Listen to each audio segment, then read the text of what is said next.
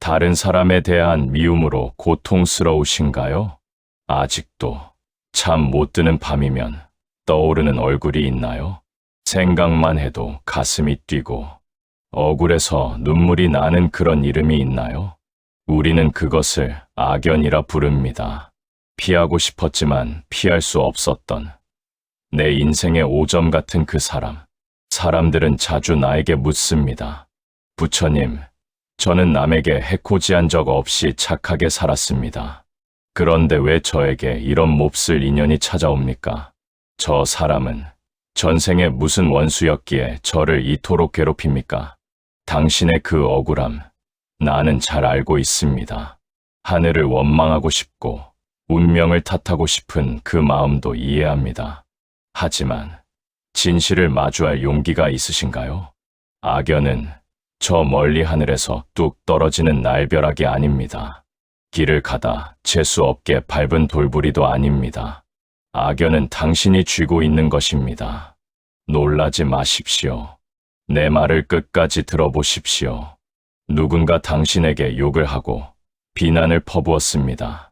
그것은 그 사람의 입에서 나온 소리일 뿐입니다. 그 소리는 공중으로 흩어져 사라집니다. 그런데 당신은 그 사라진 소리를 주워 담아 가슴에 새깁니다. 그리고 밤마다 그 소리를 되감기하며 스스로를 괴롭힙니다. 상대방은 이미 잊고 잠들었는데 당신만이 그 기억을 붙들고 분노의 불을 지피고 있습니다. 이것을 비유하자면 뜨겁게 달궈진 숯덩이를 맨손으로 쥐고 상대방에게 던지려고 기다리는 것과 같습니다. 상대방에게 던지기도 전에 누가 먼저 화상을 입습니까? 바로 그 숯덩이를 쥐고 있는 당신의 손입니다. 악연은 그 사람이 만든 것이 아닙니다. 그 사람의 행동에 반응하고 그 미움을 놓지 못하는 당신의 집착이 만들어낸 허상입니다. 소리가 나려면 두 손바닥이 마주쳐야 합니다. 한 손바닥이 아무리 허공을 휘저어도 맞받아치는 손이 없으면 소리는 나지 않습니다. 그 사람이 악한 행동을 할지라도 당신이 마음의 문을 닫고 반응하지 않는다면 그것은 인연이 되지 않습니다. 그저 스쳐 지나가는 바람이 될 뿐입니다. 하지만 당신은 억울해서, 분해서, 본전을 찾고 싶어서 그 사람을 꽉 붙잡았습니다. 네, 그렇습니다. 당신을 괴롭히는 그 악연의 끈은 사실 당신이 쥐고 있었습니다. 이제 손을 펴보세요. 화상을 입어 짓물은 당신의 손이 보이나요? 그 사람을 벌주기 위해 당신 자신을 벌주는 일, 이제 그만할 때가 되지 않았습니까? 악연은 밖에서 오지 않습니다. 내 마음의 문틈 사이로 스며든 집착의 그림자일 뿐입니다. 자, 이제 그 숯덩이를 내려놓으십시오. 그것은 당신의 것이 아닙니다. 살다 보면 가슴을 치며 묻고 싶은 순간이 옵니다. 부처님, 왜 하필 접니까? 제가 전생에 무슨 나라를 팔아먹었기에 이런 사람을 만납니까? 당신은 성실하게 살았습니다. 남에게 큰 해를 끼친 적도 없고 가족을 위해 헌신하며 살아왔습니다. 그런데 돌아오는 것이 배신이고 무시이고 가슴 후벼 파는 말뿐이라면 그 억울함은 이루 말할 수 없겠지요. 하지만 나의 귀한 벗이여, 세상에 우연이라는 것은 없습니다. 모든 결과에는 반드시 원인이 있습니다. 이것이 바로 우주의 법칙인 인과인고입니다. 혹시 농사를 지어보셨습니까? 봄에 콩을 심지 않았는데 가을에 콩이 나는 법은 없습니다. 지금 당신의 밭에 가시덤불이 무성하다면 그것은 언젠가 우리가 기억하지 못하는 아주 먼 과거에 혹은 무심코 스쳐 지나간 찰나에 가시나무 씨앗이 그곳에 떨어졌기 때문입니다. 당신은 억울해할지도 모릅니다. 저는 그런 씨앗을 뿌린 기억이 없습니다. 그렇습니다. 우리는 어제의 점심 메뉴도 잊어버리는 존재입니다. 하물며 전생의 일이나 수십 년 전 내가 무심코 던진 말 한마디가 어떻게 돌고 돌아 나에게 왔는지 알 길이 없습니다. 그러나 기억나지 않는다고 해서 없었던 일이 되는 것은 아닙니다. 내가 원하든 원하지 않든 내가 뱉은 에너지는 반드시 나에게 돌아오게 되어 있습니다. 지금 당신을 괴롭히는 그 악연은 언젠가 당신이 세상에 빚진 것을 받으러 온 채권자라고 생각하십시오. 빚쟁이가 찾아왔을 때 도망가거나 화를 낸다고 빚이 사라지던가요? 아닙니다. 이자가 붙어 더 커질 뿐입니다. 그래, 내가 기억은 안 나지만 너에게 갚을 것이 있었나 보구나. 이번 생에 이 고통으로 빚을 다 갚겠다. 이렇게 마음먹는 순간 즐기던 악연의 끄는 힘을 잃습니다. 받을 것을 다 받은 채권자는 떠나가기 마련이니까요. 그리고 또 하나, 우리가 꼭 기억해야 할 말이 있습니다. 바로 시절 인연입니다. 모든 만남에는 때가 있습니다.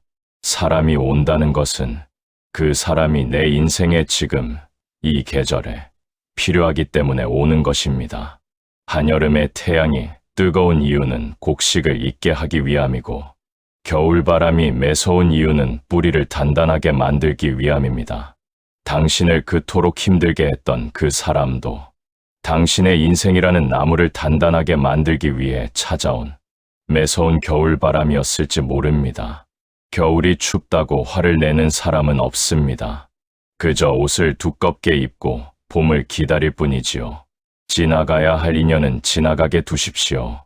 시절이 다하면 꽃이 지듯이 그 악연도 자연스럽게 당신 곁을 떠날 것입니다. 그때까지 버티고 견디는 것, 그것이 당신이 해야 할 수행입니다. 왜 하필 저입니까? 라고 묻지 마십시오. 이제 갚을 때가 되어서 온 것이다 라고 받아들이십시오. 그것이 이 고통을 끝내는 가장 빠른 길입니다. 자, 이제 조금 더 아픈 곳을 찔러보겠습니다. 당신이 그토록 싫어하는 그 사람을 떠올려 보십시오. 무엇이 그토록 싫습니까? 거만한 말투인가요? 이기적인 행동인가요? 아니면 자기밖에 모르는 그 뻔뻔함인가요? 우리는 흔히 내가 깨끗한 거울이고 상대방은 그 앞에 선추한 괴물이라고 생각합니다. 하지만 진리는 정반대일 때가 많습니다. 타인은 나를 비추는 거울이다. 이 말을 곰곰이 씹어 보십시오. 내가 누군가를 극도로 미워한다는 것은 내 무의식 속에 있는 나의 어떤 모습을 그 사람이 적나라하게 보여주고 있기 때문일 수 있습니다. 예를 들어볼까요? 게으른 사람을 보며 유독 화가 나는 사람은 사실 자신 안에 쉬고 싶은 욕구를 억지로 억누르며 살아온 사람일 가능성이 큽니다. 나는 이렇게 힘들게 사는데 너는 왜 편해? 라는 억울함이 분노가 되는 것이지요. 제멋대로인 사람을 보며 치를 떠는 사람은 자신이 평생 남의 눈치를 보느라 한 번도 자유롭게 살아보지 못한 자신의 처지가 투영되어 화가 나는 것입니다. 상대방의 단점이 마치 확대경을 댄 것처럼 크게 보인다면 그것은 내 안에도 똑같은 씨앗이 숨어 있다는 증거입니다. 내 얼굴에 묻은 검댕은 내 눈에 보이지 않습니다. 오직 거울을 통해서만 볼 수 있지요. 그 악연이라 부르는 사람은 당신이 보지 못하는 당신의 찌꺼기를 보여주기 위해 당신 앞에 서 있는 것입니다. 그러니 그 거울을 깨뜨리려 하지 마십시오. 거울을 깬다고 내 얼굴의 검댕이 사라집니까? 아닙니다. 오히려 파편에 찔려 피만 흐를 뿐입니다. 그 사람이 밉습니까? 그렇다면 그 미움의 화살을 잠시 거두고 조용히 자신의 마음을 들여다보십시오. 저 사람의 저 행동이 왜 내 마음을 이토록 건드리는가? 나에게도 저런 모습이 혹은 저러고 싶은 욕망이 있지는 않은가? 이 질문을 던지는 순간 상대를 향한 비난은 멈추고 자신을 향한 성찰이 시작됩니다. 이것은 매우 고통스러운 과정입니다. 나의 부끄러운 밑바닥을 마주해야 하니까요. 하지만 이 과정을 거치고 나면 기적 같은 일이 일어납니다. 그토록 밉던 사람이 더 이상 밉지 않게 됩니다. 오히려 측은하게 느껴집니다. 너나 나나 참 못난 구석을 가진 불완전한 인간이구나. 이 마음이 바로 자비의 시작입니다. 상대를 용서해서가 아니라 나 자신을 이해하게 되었기에 미움이 설 자리를 잃는 것입니다. 악연은 나를 괴롭히러 온 마귀가 아닙니다. 내 영혼의 얼룩을 닦아내라고 신호를 보내주는 고마운 신호등입니다. 거울을 보고 화내지 마십시오. 그저 조용히 당신의 얼굴을 닦으십시오. 살면서 누군가가 당신에게 모진 말을 던진 적이 있겠지요. 믿었던 사람이 등을 돌리고 사랑했던 사람이 상처를 주고 떠난 일도 있었을 겁니다. 그것은 아픕니다. 살이 찢어지는 것처럼 쓰라리고 가슴이 무너지는 것처럼 고통스럽습니다.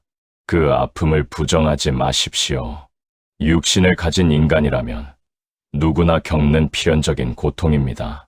이것을 나는 첫 번째 화살이라 부릅니다. 우리가 사는 이 세상은 거친 곳이기에 길을 걷다 보면 어디선가 날아오는 화살을 피할 수 없을 때가 있습니다. 그것은 당신의 잘못이 아닙니다. 그저 삶이 던지는 예기치 않은 돌멩이 같은 것입니다. 하지만 나의 벗이여, 문제는 그 다음입니다. 당신은 집에 돌아와 그 화살이 박힌 자리를 어루만지며 밤새도록 생각하고 또 생각합니다. 어떻게 그 사람이 나한테 그럴 수 있어? 내가 그렇게 잘해줬는데. 은혜도 모르는 인간.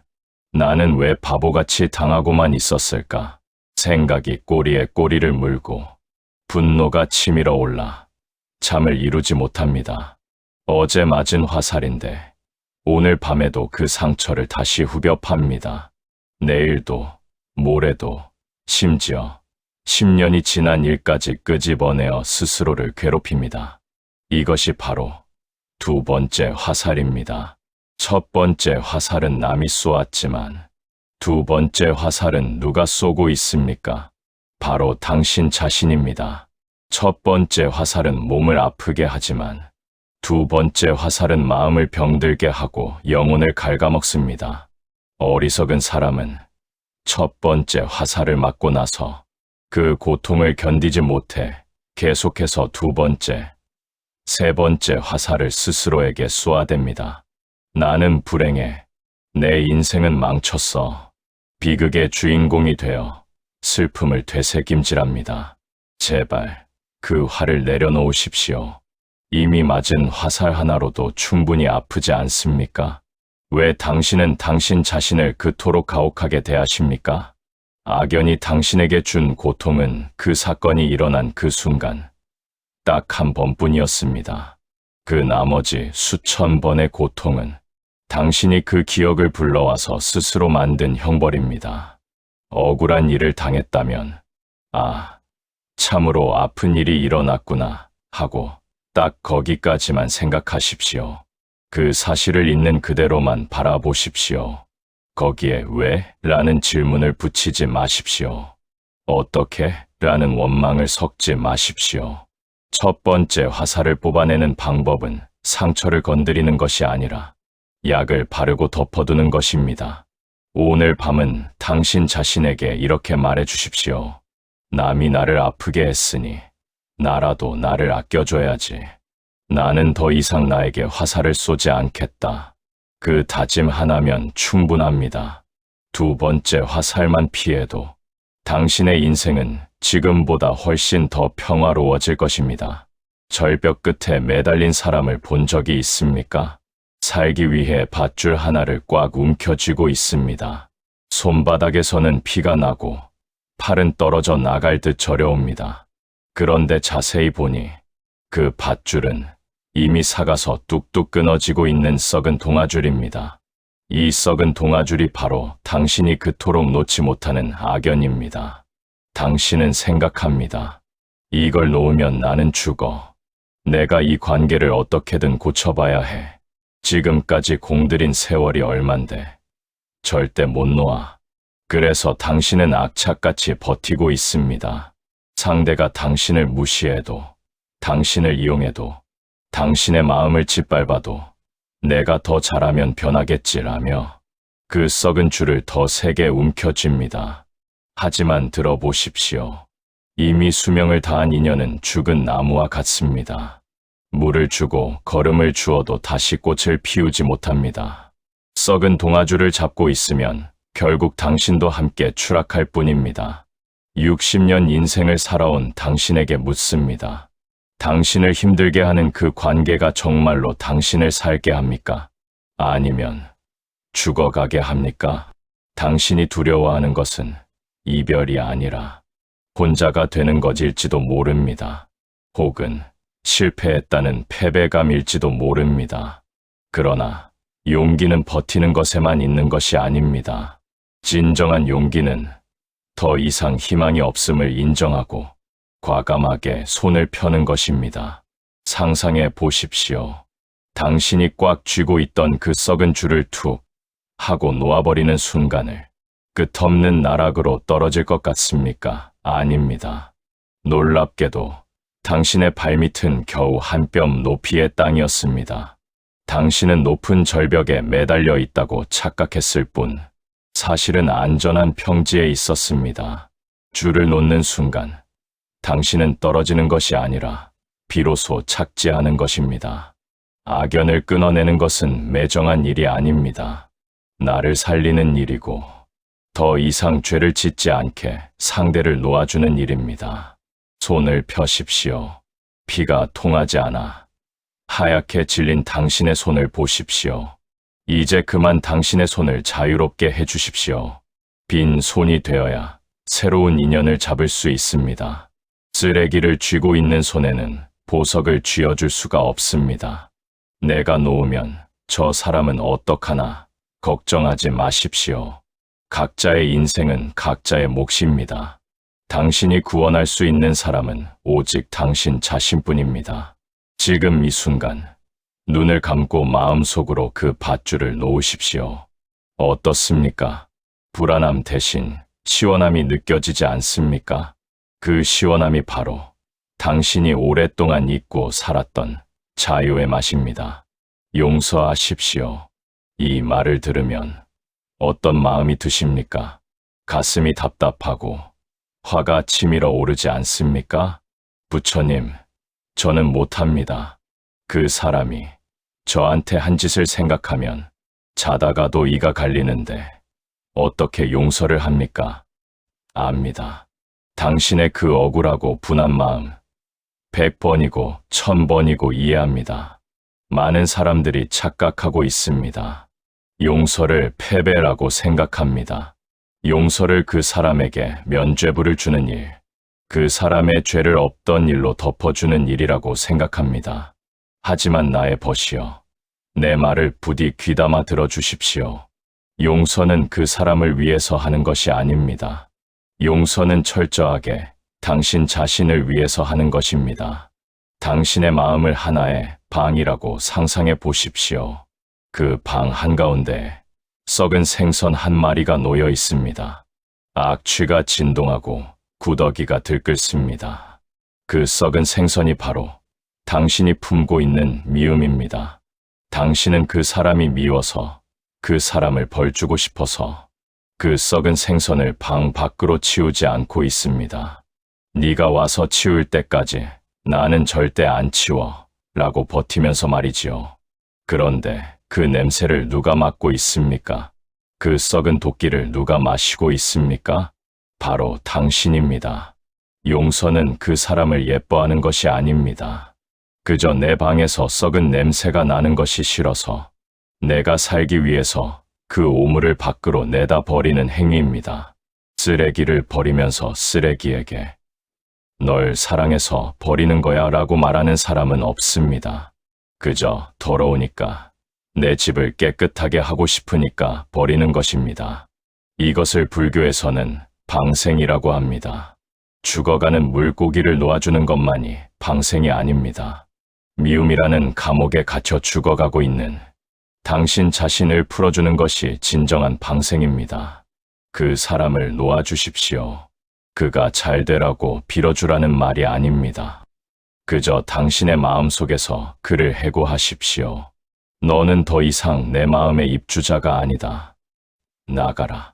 그를 마음 밖으로 쫓아내는 것, 그에게 쏟았던 당신의 소중한 에너지를 회수하는 것, 그리하여 당신이 다시 편안하게 숨 쉬는 것, 이것이 바로 내가 말하는 용서입니다. 당신은 지난 60년 동안 남을 위해 많이 참으며 살았습니다. 이제 남은 생은 당신 자신의 평화를 위해 이기적으로 사십시오. 용서는 지는 것이 아닙니다. 그 지긋지긋한 악연의 고리에서 탈출하여 진정한 승리자가 되는 유일한 길입니다. 악연인 사람과 마주했을 때 당신은 어떻게 하십니까? 그가 말도 안 되는 소리를 하면 얼굴을 붉히며 따지고 싶고 내 말이 맞다는 것을 증명하고 싶어서 안달이 납니다. 하지만 해보면 어떻던가요? 말이 통하던가요? 아닙니다. 오히려 흙탕물 싸움이 되어 서로에게 씻을 수 없는 오물만 뒤집어 쓰게 됩니다. 기억하십시오. 악연과의 싸움에서 이기는 가장 확실한 방법은 싸우지 않는 것입니다. 옛날에 한 남자가 나를 찾아와 입에 담지 못할 욕설을 퍼부은 적이 있습니다. 나는 그저 조용히 듣고만 있다가 그에게 물었습니다. 그대가 누군가에게 선물을 주었는데 그 사람이 받지 않는다면 그 선물은 누구의 것인가? 그야 당연히 준 사람의 것이지. 맞네. 그대가 나에게 욕설을 퍼부었으나 나는 그 욕설을 하나도 받지 않았네. 그러니 지금 그대가 뱉은 그 욕설은 모두 누구의 것인가? 이것이 받지 않음의 미학입니다.